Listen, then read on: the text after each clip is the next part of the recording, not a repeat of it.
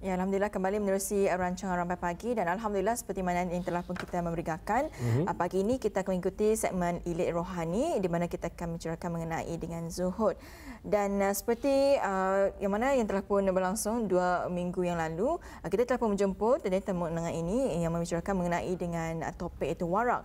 Dan pada minggu ini mengenai dengan zuhud. Jadi ada kesinambungan sebetulnya daripada topik-topik sebelumnya. Dan Alhamdulillah Amal, hari ini kita bersama dengan tetamu undangan kita. Iaitu Yang Mulia Ustazah Dr. Hajamah Suryati binti Haji Yahya, Timbalan Pengarah Pusat Penataran Ilmu dan Bahasa dari Universiti Islam Sultan Syarif Ali. Baik, Assalamualaikum. Waalaikumsalam warahmatullahi wabarakatuh. Alhamdulillah. Apa khabar Ustazah? Alhamdulillah sihat. Alhamdulillah.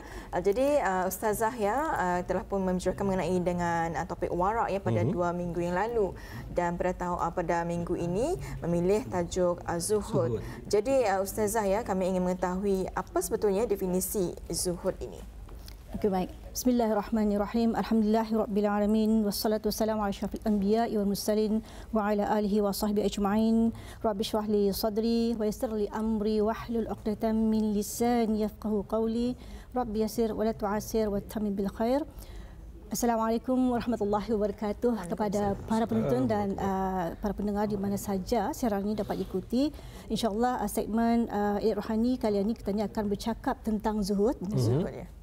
Yang mana mempunyai kesinambungan daripada 2 minggu yang lepas, tajuk 2 minggu lepas iaitu warak. Okey. Dan insyaAllah zuhud kali ini akan, sebabnya zuhud ini jarang difahami dengan jelas apa sebenarnya maksud zuhud ini. Baik. Ada juga yang mengatakan zuhud ini ia lebih kepada hala tuju kehidupan yang maksudnya tanpa harta. Maksudnya hidup zuhud ni maksudnya ia memahami satu kehidupan yang keadaannya miskin macam itu. Sebenarnya tidak. Okey, baik. InsyaAllah saya akan cuba kupas definisi mengenai dengan zuhud ini. Ya, asalnya zuhud ini ya maksudnya adalah berpaling daripada sesuatu. Dan sementara dari segi sudut istilahnya adalah meninggalkan sesuatu daripada perkara yang tidak bermanfaat untuk kehidupan akhirat nanti kelak. Okey. Dalam hal ini, menurut tokoh Sufi Hasan Al-Basri, mungkin biasa nama ini dengar juga, Hasan Al-Basri sebagai orang yang dilahirkan pada tahun 21 Hijrah dan beliau wafat pada 110 Hijrah, di mana beliau ini masanya ada banyak bersama dengan para sahabat dan beliau ini adalah terdiri daripada kalangan tabi'in. Jadi beliau mengatakan mengenai zuhud aninya, zuhud ani bukanlah menghalalkan yang haram atau menyia-nyiakan harta, bukan. Akan tetapinya zuhud ani ia lebih kepada kitanya itu lebih mempercayai apa yang ada di tangan Allah dan berbanding daripada apa yang ada dalam genggaman tangan kita ni.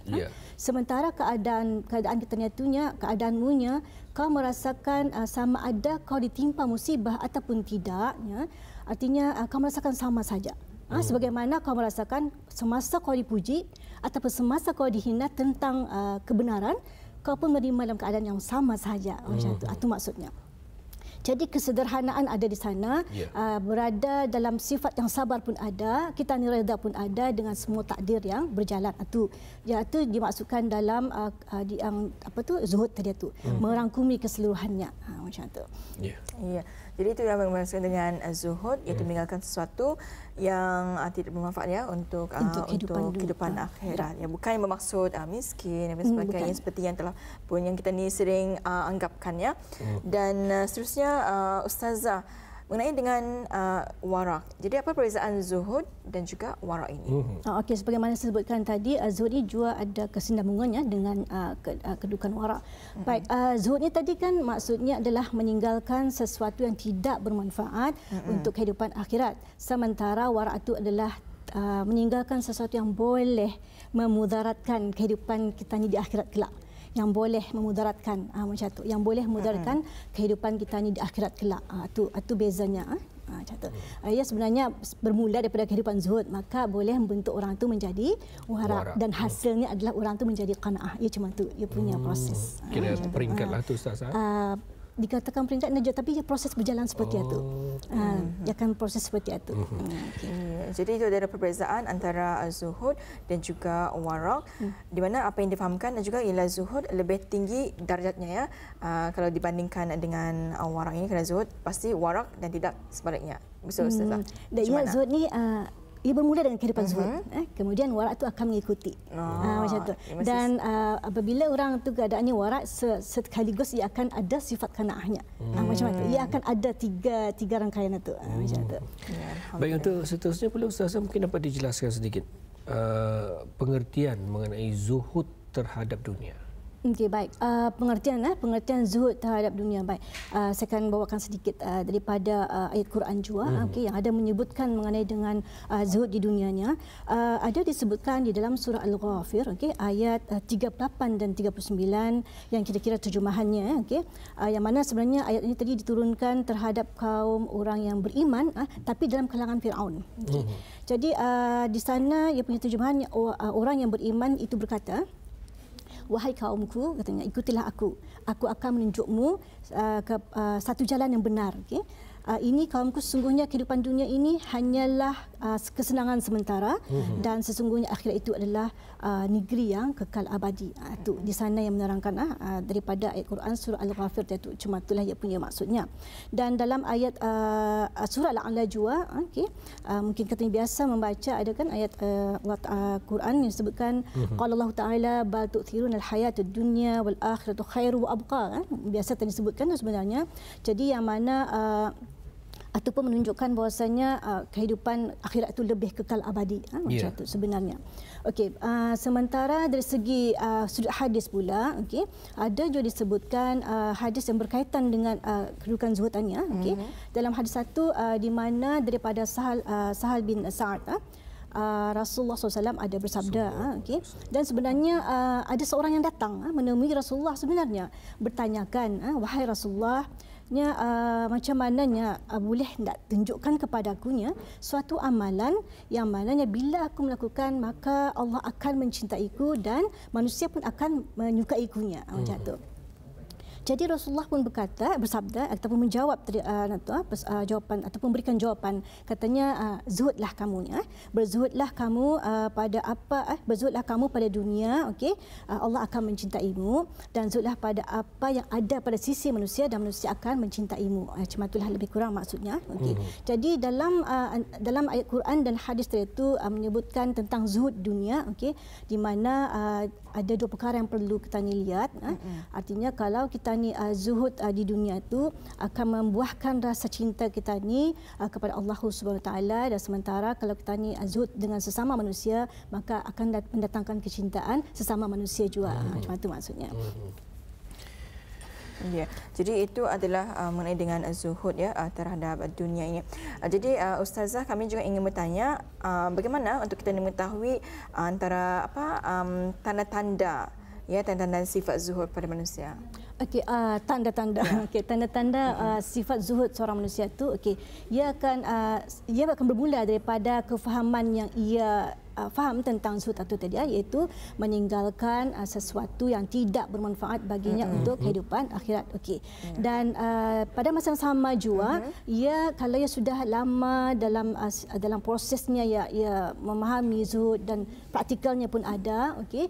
Jadi ia akan secara langsung akan membawainya beralih kepada satu pandangan, okey, yang membawa kepada sifat warak tadi, okey. Meninggalkan sesuatu yang boleh memudaratkan untuk kehidupannya di akhirat kelak. Jadi meninggalkan sesuatu yang boleh memudaratkan, dan akhirnya di sana tu yang dikatakan boleh memudaratkan tu ia ada antara perkara-perkara yang perkara-perkara samar yang perlu ia tinggalkan, macam tu.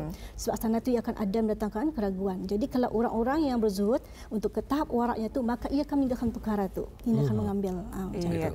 Jadi seperti mana pun kita ni fahamkan tadi, mana Ustazah menyatakan zuhud adalah meninggalkan sesuatu yang tidak bermanfaat untuk kehidupan akhirat. Jadi sekiranya ia bukan maksud miskin pun Ustazah, tapi ia lebih ke orang kita ni macam ingin mementingkan harta benda, lebih kepada fokuskan untuk meningkatkan keimanan kepada Allah Subhanahu Wa Taala. Betul. Ya. Baik, untuk itu juga diserahkan kepada Ustazah untuk mengkongsikan sedikit kesimpulan mengenai tajuk kita pada hari ini, Ustazah. Baik, mengulas sedikit daripada cerita Hasan Al-Basri tadi itu yang disebutkan tadinya keadaanmu itu sama sahaja, sama ada sewaktu tani timpa musibah ataupun tidak, sebagaimana tanya itu sama menerima waktu tani dipuji ataupun dicela. Okey. Jadi siti wasiatnya sebenarnya adalah membentuk sifat peribadi tani untuk lebih bersifat sabar, okey, redha, okey. Kemudian secara keseluruhannya itu juga zuhud ini merupakan satu manhaj ataupun sistem kehidupan kita ni yang berasaskan daripada mengurangkan sedikit rasa keseronokan di dunia tu, di mana dengan perkara cemata tu, apabila tani boleh buat cemata tu, tani boleh membuktikan bahawasanya kita ni boleh mengawal hawa nafsu kita ni sebenarnya. Jadi itulah yang dikatakan satu kebebasan dalam tahap diri manusia itu. Artinya itulah kebebasan yang sebenar. Artinya ia boleh menguasai hawa nafsunya dan hatinya menang. Kedudukan hatinya itu menang. Macam itu. Ya, alhamdulillah. Jadi itu sedikit kesimpulan yang dapat kita ni bawakan bersama dengan Yang Mulia Ustazah Dr. Hajah Masuriati binti Haji Yahya dalam segmen Ilmu Rohani, iaitu mengenai dengan zuhud, dan mudah-mudahan kita, iaitu pun semoga Allah membimbing kita untuk mengambil bahagian dari sifat zuhud ini, ya. Alhamdulillah. Dan Ustazah, alhamdulillah, itu yang telah kita bawakan tadi mengenai dengan zuhud ini, iaitu kesinambungan daripada topik yang telah pun dibawakan pada 2 minggu lalu, iaitu mengenai dengan wara, ya. Alhamdulillah. Pun Ustazah, mudah-mudahan apa yang telah pun dibawakan oleh Ustazah pada hari ini sedikit sebanyak memberi pengetahuan dan juga dapat meningkatkan lagi pengetahuan kita mengenai dengan zuhud ini, ya. Pun terima kasih Ustazah kerana bersama dengan kita dalam segmen Ilmu Rohani, ya. InsyaAllah kita akan bersua lagi. Okay, Assalamualaikum Ustazah. Waalaikumsalam warahmatullahi wabarakatuh. Ya, alhamdulillah sudah tiba bersama kita bersama dengan Yang Mulia Ustazah Dr. Hajah Masuriati binti Haji Yahya, iaitu Timbalan Pengarah Pusat Penataran Ilmu dan Bahasa Universiti Islam Sultan Syarif Ali, ya. Dan semoga apapun dikongsikan pada pagi ini akan sentiasa diberikan kerahmatan daripada Allah Subhanahu Wa Taala, dan juga perkongsian ini akan lebih sedikit sebanyak kepada kita lebih memahami apa sebenarnya yang telah pun dijelaskan, antaranya apa sebenarnya zuhud itu dan apa sebenarnya wara itu, agar hidup kita ini akan sentiasa di bawah keberkatan Allah Subhanahu Wa Taala. Amin. Dan nanti di jam 9.40 kita akan bawakan satu lagi segmen terakhir kita, iaitu segmen wawancara, di mana kita akan membicarakan mengenai dengan hari ulang tahun Kebangsaan Kesultanan Oman ke-50. Itu akan kita bawakan di jam 9.40 ini, ya. Dan Muhammad, ya, kita akan berkongsi beberapa informasi untuk hari ini, di mana ini adalah mengenai dengan 71 lukisan retrospektif dipamerkan, di mana pameran lukisan retrospektif karya Haji Osman bin Haji Muhammad bertajuk Timeless kini boleh dikunjungi bermula hari ini 20 November hingga Ahad 29 November 2020 bertempat di bangunan Kedutaan Republik Turki, Kampung Manggis 1. Dan apa dapat kita kongsikan, di mana untuk hari ini sebanyak 71 buah lukisan karya Haji Osman bin Haji Muhammad terdiri daripada lukisan watercolor, akrilik dan juga lataran yang dihasilkan sepanjang 5 dekad. Penglibatan beliau dalam seni lukis dipamerkan untuk dinikmati oleh para pengunjung dengan turut menampilkan 8 karya pengurus dan kurator Galeri Seni Creative Space, iaitu Oswin Osman.